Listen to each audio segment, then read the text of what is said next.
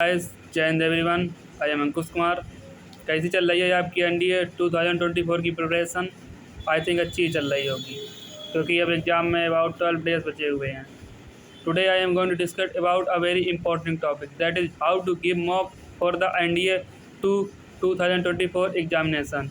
First of all, सबसे पहले हमको कंप्लीट रिवीजन कर लेना है, जो कि मैंने पहले स्टडी बताई हुई कैसे रिवीजन करना है और क्या करना है लास्ट 1 मंथ वाले में।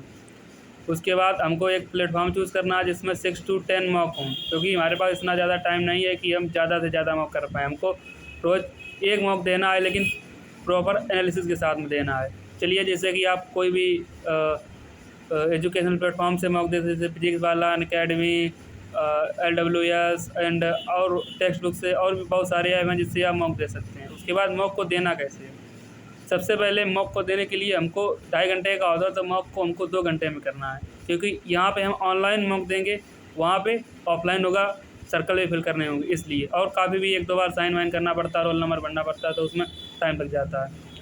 ऐसे GAT में भी करना है। दूसरी बात, मैथ का मॉक देना है, तो उसका प्रॉपर एनालिसिस करना है, ऐसे GAT में करना है। जैसे मैथ में मैंने दिया मॉक, तो मुझसे स्टैटिक्स के क्वेश्चन नहीं बनना है, तो अब मुझको स्टैटिक्स का दोबारा रिवीजन करना है। रिवीजन वीडियो से नहीं करना, क्योंकि इतना टाइम नहीं है। अगर 1 शॉर्ट वीडियो पड़ा हो 1 और 2 आवर का, तो देख सकते हैं। नहीं तो अगर नोट्स बनाए हुए हैं तो नोट्स से रिवीजन कर लेना। ऐसा GAT में भी करना है। फिर दोबारा मॉक देना है, फिर एनालिसिस करना है। एनालिसिस में कम से कम 1-1.5 घंटा लगेगा, लेकिन अच्छे से करना है कि किस चैप्टर का क्यों सवाल गलत हुआ, कौन सा सवाल गलत हुआ, कौन सा फार्मूला गलत लगा दिया, कौन फार्मूला रिवीजन करने की ज़रूरत है। और इस टाइम ज़्यादा से ज़्यादा हमको मैथ्स में फार्मूला रिवीजन और इम्पोर्टेंट कॉन्सेप्ट रिवीजन की ज़रूरत है, और GAT में इम्पोर्टेंट चैप्टर्स की रिवीजन की ज़रूरत है, जो कि बहुत सारे टीचर्स ने बताया हुआ है। आप अगर बताएंगे तो मैं भी यूट्यूब पर एक वीडियो डाल दूँगा कि NDA maths and GAT most important chapter, जिनका वेटेज एनडीए में बहुत ज़्यादा है।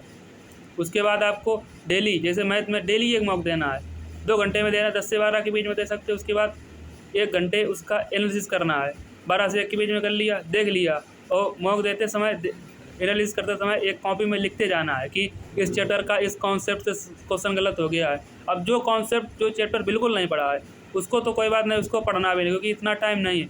उसको पढ़ने जाएंगे तो जो पढ़ा है वो भी बेकार हो जाएगा। अब जितना पढ़ा है उतने में ही ज़्यादा से ज़्यादा मार्क्स करना है। उसके बाद GAT में क्या करना है?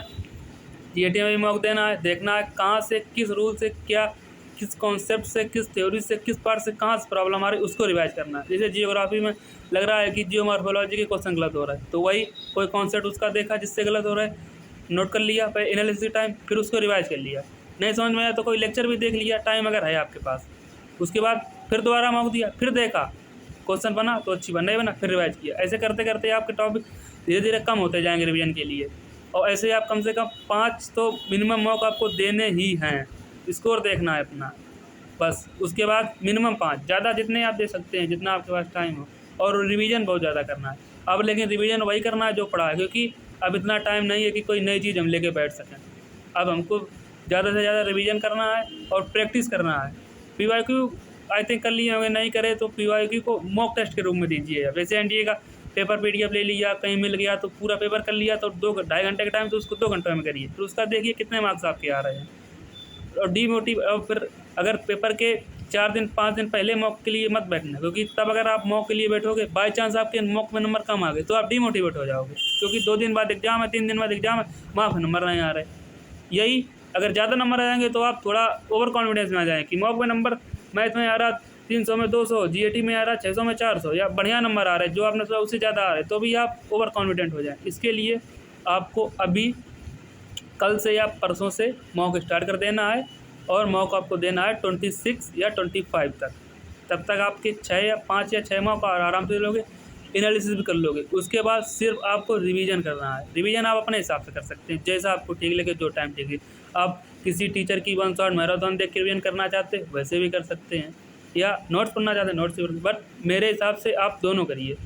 जैसे आज कोई किसी की मैराथन शाम को 5 बजे है, तो आज सुबह दिन में मॉक दिया, पूरा चैप्टर रिवाइज कर लिया, पूरा मतलब सब्जेक्ट रिवाइज कर लिया, जिसका आज शाम को 1 शॉट में पूरा कंप्लीट रिवीजन होने वाला है। हो गया, शाम को वीडियो देख लिया, आराम से हो गया। फिर अगले दिन सुबह उठे, आज देखिए इसी जियोग्राफी कर ले, तो आज जियोग्राफी कंप्लीट रिवाइज कर ली। सबसे पहले तो मॉक दिया, उसका एनालिसिस कर लिया, जिसमें लगभग आपके 6 घंटे जाएंगे मॉक टेस्ट में।